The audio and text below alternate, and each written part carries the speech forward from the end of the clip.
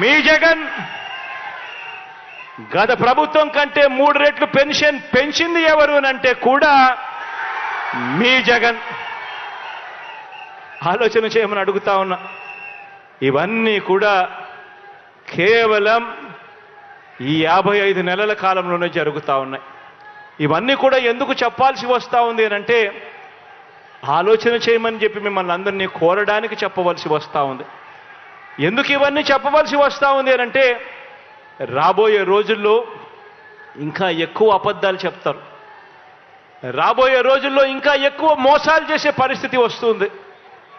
రాబోయే రోజుల్లో ప్రతి ఇంటికి కేజీ బంగారం ఇస్తాము అని చెప్పే నాయకులు వస్తారు. రాబోయే రోజుల్లో ప్రతి ఇంటికి ఒక బెంజ్ కార్ ఇస్తామని చెప్పే నాయకులు కూడా మీ ఇంటి దగ్గరికి వస్తారు. రాబోయే రోజుల్లో కుట్రలు ఎక్కువ జరుగుతాయి, కుతంత్రాలు ఎక్కువ జరుగుతాయి, కుటుంబాలను అడ్డగోలుగా చీల్చే కార్యక్రమాలు కూడా జరుగుతాయి. రాబోయే రోజుల్లో పొత్తులు ఎక్కువగా పెట్టుకుంటారు, కుటుంబాలను చీలుస్తారు, రాజకీయాలు చేస్తారు, అబద్ధాలు చెప్తారు, మోసాలు చేస్తారు. ఇవన్నీ కూడా జరుగుతాయి. అప్రమత్తంగా ఉండమని చెప్పి మిమ్మల్ని అందరినీ కోరుతా ఉన్నా. వేదిక మీద ముఖ్యమంత్రిగా ఉన్న జగనన్న గారు చేసిన వ్యాఖ్య కాంగ్రెస్ పార్టీ ఆంధ్రప్రదేశ్ను చీల్చింది, నా కుటుంబాన్ని చీల్చింది, దేవుడే గుణపాఠం చెప్తాడు అని పెద్ద పెద్ద మాటలు మాట్లాడారు. నిజానికి ఆంధ్రప్రదేశ్ రాష్ట్రం ఇలా అభివృద్ధి లేకుండా ఇంత దయనీయ స్థితిలో ఉంది అంటే దానికి కారణం ముందు 5 సంవత్సరాలు ముఖ్యమంత్రిగా ఉన్న చంద్రబాబు గారు, ఇప్పుడు 5 సంవత్సరాలు ముఖ్యమంత్రిగా ఉన్న జగనన్న గారు. ఈరోజు రాజశేఖర రెడ్డి గారి కుటుంబం చీలింది అంటే అది చేతులా చేసుకున్నది జగనన్న గారు.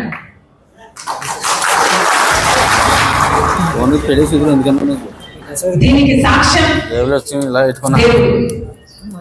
దీనికి సాక్ష్యం నా తల్లి విజయమ్మ రాజశేఖర రెడ్డి గారి భార్య. దీనికి సాక్ష్యం నా యావత్ కుటుంబం.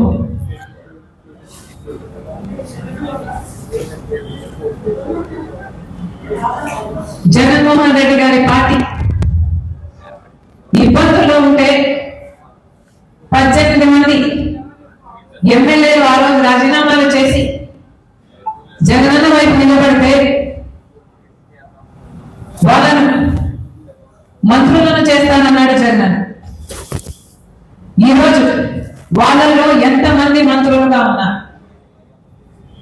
వాళ్ళు రాజీనామాలు చేస్తే అమ్మా నేను వాళ్ళ కోసం తిరిగాను, వాళ్ళ గెలుపుకు పాటుపడ్డారు, వాళ్ళను గెలిపించారు.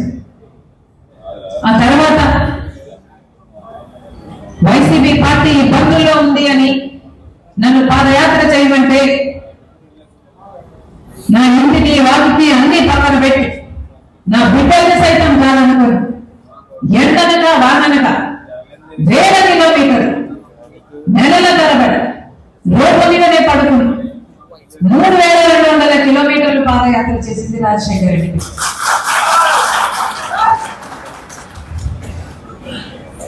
ఆ తర్వాత